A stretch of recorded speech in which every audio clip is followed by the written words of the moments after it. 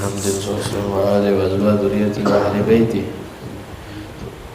صحابة رسول الله إلى رسول الإمام حاجة أحمد بن عيسى ورسول إبراهيم سيد الإمام بقي قدام محمد وعلي وصول إبراهيم الله الذي كان في الجنة وكتب صعوبات الذي حسن ويحفظ بجاههم ثم إلى رؤوس سيدنا مشايخنا وأمهاتنا وأعمامنا وخالاتنا وأخوالنا جميع مشايخنا أجمعين خصوصا على رؤوس صاحب الكتاب الإمام عبد الله بن سعيد الطاهر الله يعلى درجاتهم من كثر صعوباتهم دفع حسن ويحفظ بجميع منفعنا بهم ويحمينا بحمايتهم من دين عملهم يعيد علينا بركاتهم وأسرارهم وأنوارهم في الدين والدنيا والآخرة من وصف وصل إلى حضرة النبي محمد صلى الله عليه وسلم الفاتحة.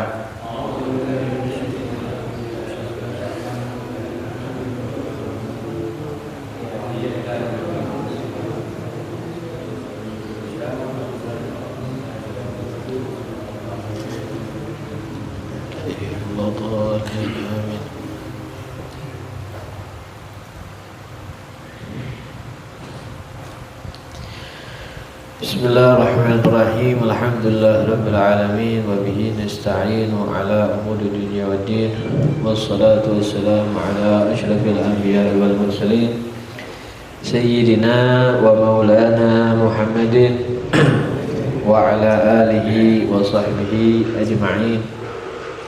Amma ba'd. Subhanaka la ilma lana illa ma 'allamtana innaka antal alimul hakim. Rabbi shrah li sadri wa yassir li amri wahlul 'uqdatam min lisani yafqahu qawli.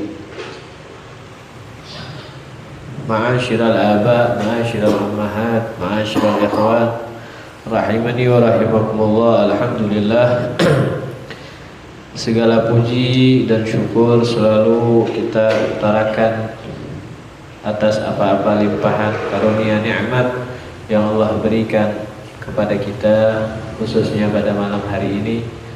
Allah masih memberikan kepada kita taufik serta hidayahnya sehingga kita masih berkumpul di tempat yang dicintai oleh Allah, di tempat yang di sini kita menyebut daripada Allah Subhanahu wa taala, berzikir ya, kemudian juga mendengarkan ilmu. Maka ini adalah sebuah karunia nikmat yang besar yang Allah berikan kepada kita selaku hambanya Allah Subhanahu wa taala.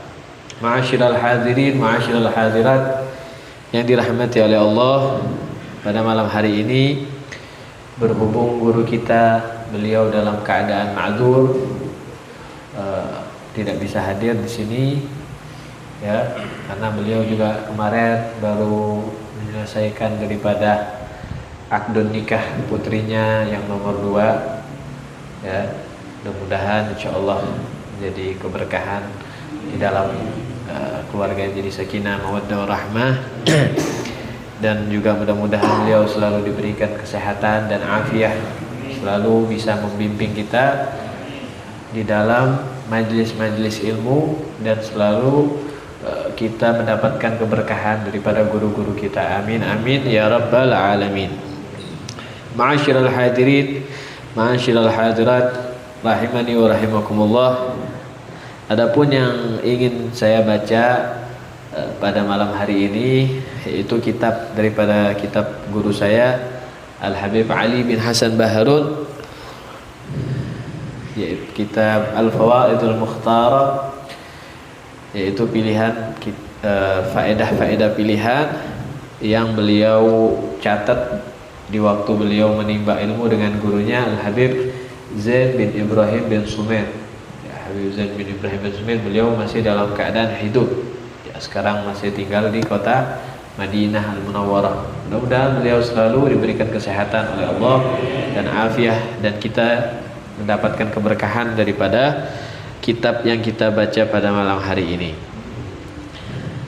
Di sini yang pertama disebutkan kitabul ilmi, fadlul ilmi wat ta'lim, yaitu berkenaan tentang ilmu yang disebutkan di dalam babnya keutamaan daripada ilmu dan juga belajar.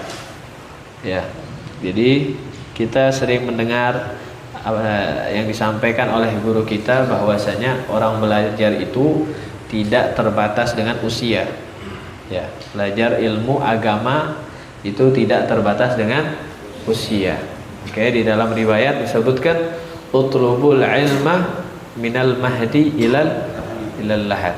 Jadi carilah ilmu itu dari waktu kita dalam keadaan masih kecil. Ya, jadi kita dalam keadaan masih kecil sampai kapan? Sampai kita itu meninggalkan dunia ini, ya, sampai kita dikuburkan di dalam lahat, ya, tempat peristirahatan terakhir kita.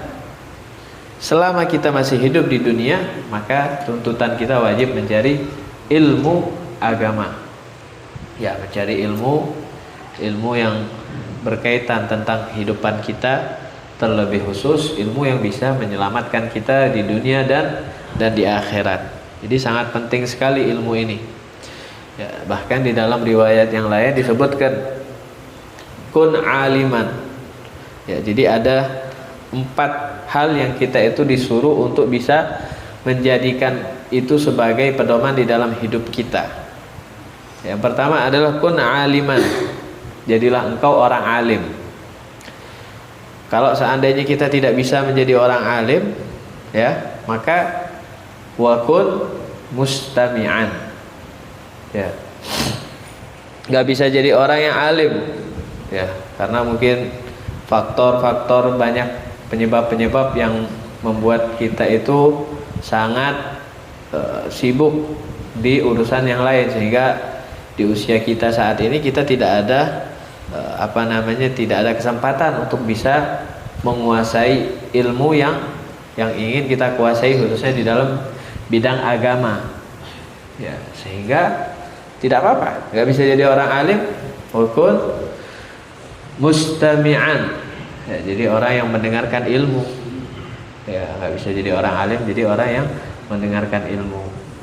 Oh, saya nggak bisa dengerin ilmu, susah. Artinya apa? Belajar majelis ta'lim susah buat hadir. Ya, sebenarnya sih dibilang susah untuk hadir itu tidak, apalagi di zaman sekarang kita itu yang serba digitalisasi. Kita bisa, kalau nggak bisa hadir, nggak nyempet, lagi sibuk di kantor, sebenarnya bisa aja lewat live streaming, bisa, atau dari YouTube, ya, dan lain sebagainya. Artinya tidak ada alasan di zaman kita sekarang ini untuk tidak kita itu belajar ilmu agama.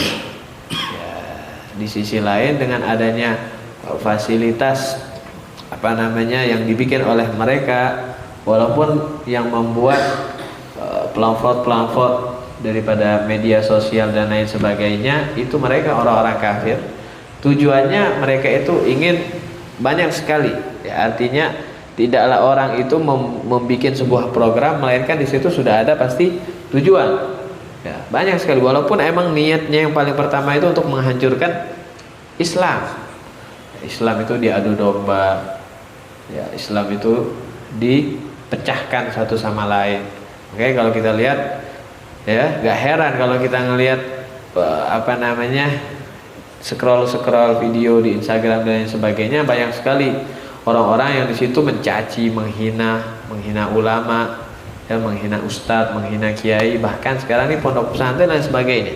Karena kita hidup di akhir zaman, fitnah akhir zaman itu berkaitan tentang kemodernan yang ada di zaman kita sekarang nih.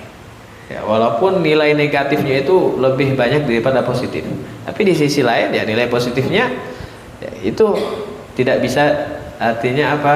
Kita tidak bisa beralasan kita tidak belajar ilmu agama, karena di era zaman kita sekarang, ya, luas. Kita bisa baca kitab, misal kita nggak paham maksudnya, kita tinggal cari aja di YouTube, misal Ustadz Fulan atau Ustadz Abdul Somad atau Ustadz siapa penjelasan tentang kitab ini, mungkin ada penjelasannya, kita bisa belajar lewat. Tapi ya itu, ya, karena ilmu itu artinya sesuatu yang dibenci oleh syaitan, tidak disukai oleh setan, sehingga, ya, setan pun tidak ingin kita belajar ilmu agama. Ya, kita tidak, Setan tidak ingin kita belajar ilmu agama, akhirnya kita diiming-imingi oleh setan. Ngapain kamu belajar ilmu agama? Ya, asal cari ilmu yang lain. Ya, ilmu yang bisa membuat kamu menjadi orang sukses, menjadi orang kaya, menjadi orang yang kehidupannya itu dipandang sama orang. Ya, kita kadang melihat orang kalau sekarang, di zaman sekarang, orang kalau pondok pesantren itu dilihat sebelah mata pandangannya. Ya, kenapa? Wah, pondok pesantren nanti mau jadi apa anaknya? Ya, prestasinya apa nanti? Ya, dilihat seperti itu. Nah, tapi kalau orang sekolah dengan al-madaris al-haditha, sekolah-sekolah yang baru, ya karena sebenarnya kalau kita melihat sejarah dulu, ya masih di zamannya kejayaan Islam, ya kejayaan Islam di abad di kepemimpinannya Sultan Abdul Hamid Ats-Tsani, ya kerajaan Turki. Dulu kan Islam itu belum terpecah belah, masih dalam keadaan khilafah, ya, ada khilafah Utsmaniyah, kerajaan kepemimpinan yang dipimpin oleh kerajaan orang-orang Turki. Alhasil di saat itu mereka itu belajarnya seperti apa? Ya belajarnya itu ya di musola, di majelis, halagoh gitu, ada kelompoknya.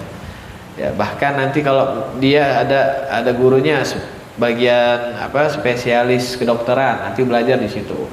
Oh ini spesial bagian handasa, arsitektur bangunan, ada juga di situ. Jadi alhasil emang sudah dibikin seperti itu, kelompok dan lain sebagainya. Kemudian setelah jatuhnya daripada kerajaan Sultan Abdul Hamid Ats-Tsani, ya beliau diturunkan dari kepemimpinan, dari khilafahnya, karena yang pastinya adanya orang khianat, ya dari kelompok orang-orang Turki udah gak mau. Karena kenapa? Mereka melihat orang-orang Barat itu hidupnya lebih modern. Ya, diiming-imingi dengan hal seperti ini, kita ini harus maju begini. Akhirnya ngikut. Ya, sudah hancur khilafah. Islam itu dipecah belah. Ya, dipecah belah sampai akhirnya lemah. Kalau udah dalam keadaan lemah, dikuasai oleh siapa? Oleh mereka orang-orang Barat. Ya, orang-orang kufar. Ya, karena pastinya mereka orang-orang kafir itu pengennya Islam itu tidak ingin menjadi Islam yang kuat, ya Islam yang lemah. Dia tahu kalau Islam ini kuat, mereka bakal kalah melawan orang-orang Islam. Tapi kenyataannya, ya setelah jatuhnya daripada khilafah tersebut, ya tentunya ini sebuah sunnatullah, ya, sudah ditentukan oleh Allah melalui daripada perantara hadis Nabi Muhammad SAW. Ya, khairul qurun qarni, tsummal ladzina yalunahum. Sebaik-baiknya masa itu masanya Nabi. Setelahnya, ya semakin menurun sampai zaman kita sekarang, masa kita sekarang. Ya, muslim sama muslim saling mengganggu, saling mencaci, saling menghina. Padahal kalau kita ngelihat orang-orang kafir itu kadang muamalahnya itu sangat baik sama kita. Padahal dia istilahnya non muslim, dia bukan yang satu agama dengan kita. Tapi muamalahnya, sosialnya, interaksinya enak. Tapi kok kita sesama Islam itu luar biasa bencinya, sudah kayak dia lebih daripada orang kafir. Nah itu kembalinya ke dalam hadisnya Nabi Muhammad SAW, bahwasanya disebutkan di dalam riwayat Nabi SAW itu tidak mengkhawatirkan kepada umatnya itu akan kesyirikan di akhir zaman. La akhafu an tusyriku ba'di, kata Nabi, aku tidak khawatir dengan kesyirikan kalian setelahku. Tapi yang aku khawatirkan fi tahrish bainal musallin, adanya provokasi antara sesama muslim. Wah, dikompori. Wah, Ustadz Fulan itu begini, dicari aibnya, dicari kejelekannya, dicari keburukannya, sehingga hilang kebaikannya, muncullah jadi keburukannya, dibenci, dihina, dicaci. Ya, Islam juga akhir zaman seperti itu, dikucilkan. Oke, kita sering dengar ada hadis mengatakan bada ad-dinu ghariban. Ya, bada ad-din ghariban wa sayaudu kama bada. Ad-dinu bada ad-dinu ghariban. Ya, jadi agama itu dimulai dalam keadaan asing. Benar gak? Kalau kita melihat dakwahnya Nabi, bagaimana beliau menyebarkan nasrul Islam, agama Islam itu, wah berat sekali Nabi Muhammad SAW. Dikatain seorang kahin, dukun, dikatain seorang sahir, penyihir dengan mukjizatnya. Bahkan beliau ya tidak cuma itu, ya, artinya tidak hanya cuma perkataan yang diucapkan, tapi juga perbuatan mereka orang-orang kufar. Nabi mau dibunuh, ya. Bahkan beliau juga ketika melakukan sholat dilempari dengan kotoran. Nah, ini perjuangannya Nabi Muhammad SAW di dalam menebarkan agama Islam. Ya, Islam itu dimulai dalam keadaan asing. Ya, apa ini agama? Kok kita dijauhkan dari agama nenek moyang kita? Nah, kemudian wa sayaudu kama bada, kata Nabi. Dan akan kembali agama itu seperti dimulai saat dakwahnya Nabi SAW. Ya, kita lihat di zaman sekarang, ya hakikatnya walaupun emang Islam itu masih ada, tapi hakikat murni daripada agama Islam itu sangat dipandang sebelah mata oleh orang, ya, sangat asing. Ya, orang menghidupkan sunnahnya Nabi itu sangat asing di zaman sekarang ini. Ya, ada ustadz misal ya memakai siwak di saat memakai siwak di saat makan di restoran misal, ya, melakukan hal-hal yang disunahkan. Alhasil dipandang sama orang nih, wah ini ustadz ini norak, ustadz ini begini, ustadz ini begitu. Alhasil ya, ini menunjukkan rendahnya pandangan orang terhadap agama Islam di akhir zaman. Nah, oleh karena itu ya, agar kita tetap Islam kita kokoh, Islam kita kuat, ya, tidak ternodai dengan fitnah-fitnah yang ada di akhir zaman, ya, kunci benteng terakhir kita di dalam untuk memperkuat Islam itu harus tetap hadir di dalam majelis ta'lim ini. Ya, ini majelis ta'lim itu udah benteng terakhir bagi kita. Makanya pondok pesantren itu benteng terakhir sebenarnya. Kalau kita pengen anak kita selamat di dunia, ya, masukin ke pondok pesantren. Karena apa? Karena di pondok pesantren itu anak itu luar biasa, ya Bu. Di subuh-subuh sudah dibangunin, disuruh sholat subuh, sholat tahajud, qiyamul lail, baca azkar, baca wirid. Ya, kemudian setelah sholat subuh tuh gak langsung tidur. Ya, setelah sholat subuh lagi dicekokin lagi dengan aurat azkar, baca dalam keadaan tidur, ngantuk luar biasa. Istirahat setengah jam, ya, sarapan, mandi dan sebagainya. Habis itu aktivitas lagi, bangun, belajar lagi sampai siang. Ya, habis setelahnya itu baca lagi aurat azkar. Nah, ini artinya hal-hal yang manfaatnya luar biasa. Ya, luar biasa. Kadang kita aja, ya, yang orang tua atau kakaknya itu nggak bisa nyuruh anaknya itu seperti itu di rumah. Ya, kadang anak kita aja nggak kita perhatiin di dalam urusan agamanya. Ya, tapi di pondok pesantren ustadznya, pengurusnya luar biasa memperhatikan anak-anak kita. Nah, tapi di akhir zaman ya seperti itu, pondok pesantren dipandang remeh, dipandang kecil. Wah, tempatnya pelecehan, tempatnya hal-hal yang artinya dilakukan oleh oknum-oknum yang sangat tidak bertanggung jawab. Oke, emang ada pondok pesantren sebagian yang seperti itu. Ya, tapi jangan dimutlakkan hal seperti itu. Jangan dijadikan hal yang artinya wah, udah dicap menjadi pondok pesantren adalah begini. Enggak. Jadi, kalau kita melihat kiai-kiai besar, habaib-habaib besar dulu, ya, mereka luar biasa. Artinya mereka itu suksesnya itu enggak cuma daripada bidang ilmu nasionalnya aja, tapi ilmu agamanya juga luar biasa. Kalau kita lihat di sejarah-sejarah pondok-pondok besar, ya, oleh karena itu jangan kita terprovokasi dengan hal-hal yang ada yang dibikin-bikin daripada zaman sekarang. Ya. Qala Allah Ta'ala li Nabi sallallahu alaihi wasallam wa qur rabbi zidni ilman wa amarahu bi talabi ziyadah min al-ilmi idh huwa asyraful khisal wa arfa'ul khilaf. Bahkan Nabi SAW itu diperintahkan oleh Allah di dalam Al-Quran, Qul ya Muhammad Rabbi zidni ilma, wahai Tuhanku tambahkan kepadaku ilmu.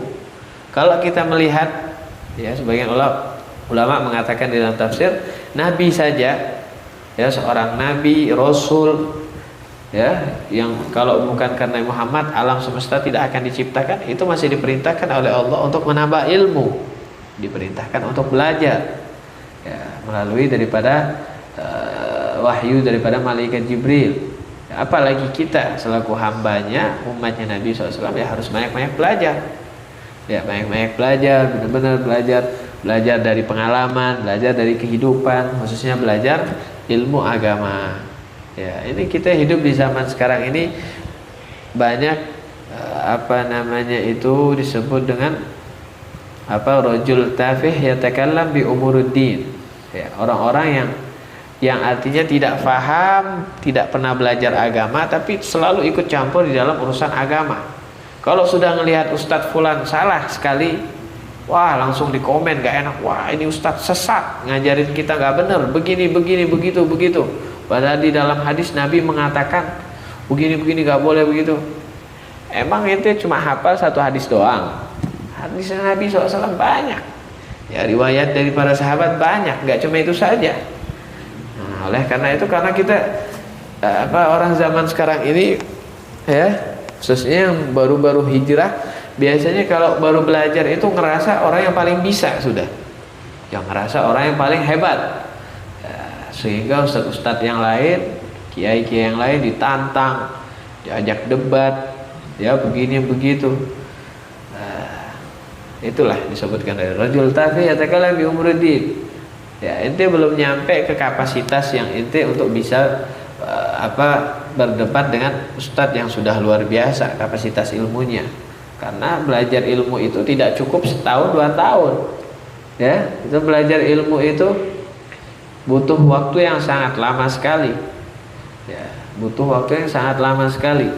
Bahkan di antara mereka itu belajar ada yang sampai 15 tahun, ada yang sampai 20 tahun. Ya, menghafalkan semua kitab-kitabnya. Itu saja kadang masih kurang, ya, karena ilmu Allah dan ilmu Muhammad SAW sangat luas sekali, ghairu mahdud, tidak terbatas, ya, ilmunya Nabi Muhammad SAW, sehingga kita selalu diperintahkan wa qur rabbi zidni ilma, selalu minta ditambahkan oleh Allah kepada ilmu yang kita pelajari. Ya, jadi ilmu ini sangat mulia sekali. Ya, al ilmu ya harus suka al-ilmu khairun minal mal, kata Imam Ali radhiyallahu an. Ilmu lebih mulia daripada amal. Kenapa? Ilmu ya harus suka wa anta tahrusul mal. Karena ilmu itu menjaga kamu. Orang kalau punya ilmu, ketika dia ingin melakukan hal-hal yang dilarang oleh agama, dilarang oleh syariat, maka dia akan tercegah. Dia tahu tentang hukum ilmu ini. Ya, tapi kalau harta tidak. Ya, harta yang ngejaga siapa? Kita. Bukan harta yang ngejaga kita. Ya, bagaimana kita mengelola daripada harta tersebut. Ya, bahkan di dalam syair yang lain dikatakan wasahibul mali mahsudun bi'aisyatihi wasahibud dini aulan nas bil hasadi. Jadi orang yang punya harta itu hidupnya selalu penuh dengan kehasutan, dihasutin sama orang. Benar gak? Orang kaya punya mobil mewah, rumah mewah, hidupnya bakal penuh dengan hasud, dengki. Ya, dihasutin sama orang, ente kerja apa? Begini. Kok bisa beli mobil ini? Wah, pasti kerjanya nggak benar ini. Ya, imma duitnya itu haram atau pekerjaannya yang haram. Padahal, ya, yang lebih berhak untuk dihasutin itu adalah orang yang berilmu. Ya, sahibud dini aulan nasi bil hasadi. Kenapa? Karena al-malu yatruku ba'dal mauti sahibahu wad dinu yashabu dzat taqwa ilal abadi. Karena harta itu ninggalin pemiliknya ketika dia mati. Ya, orang kaya luar biasa. Ketika dia mati, dia wafat, hartanya ikut gak sama dia? Mobilnya ikut gak kuburan? Enggak. Rumahnya, surat-suratnya ikut gak? Dimasukin juga gak kain kafannya? Enggak. Nah, tapi kalau orang yang berilmu, orang yang punya takwa, sahibut takwa, yang bakal nemenin dia nanti, ya, ilmunya dia. amalnya dia nanti di alam kubur. Yang nyelamatin dia ya ilmunya dia. Nah, oleh karena itu ya, maka kita selalu minta sama Allah Subhanahu wa taala agar diberikan taufik, hidayah, agar kita bisa selalu istiqomah di dalam majlis-majlis ilmu, majlis-majlis yang baik, majlis-majlis yang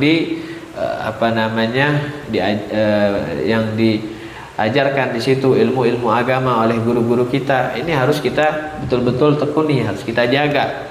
Karena ya di akhir zaman itu udah benteng terakhir kita. Ya, kita pengen selamat hidup ya, belajar, tempat belajar kita ya dengan adanya majlis ta'lim. Ya, mudah-mudahan insyaallah yang singkat ini bisa membawa keberkahan untuk kita, juga bisa membawa kemanfaatan untuk kita, untuk keluarga kita. Amin amin ya rabbal alamin. Fatihah Rasulullah Muhammad sallallahu alaihi wasallam. Tasyahhudur rahman. Hadrat Nabi Muhammad sallallahu alaihi wasallam. Fatihah. Ar-Rahman Ar-Rahim Maliki Yawmiddin. Shiratal ladzina an'amta 'alaihim ghairil maghdubi 'alaihim waladdallin. Amin. Ya Rabbana i'tarafna bi annana iktarafna wa annana fatub 'alaina tawbah taghsil li kulli hawba واستر لنا العورات وآمن الروات واغفر لوالدينا ربي ومولودينا والآل والإخوان وسائر الخلان وكل ذي محبة أو جيرة أو صحبة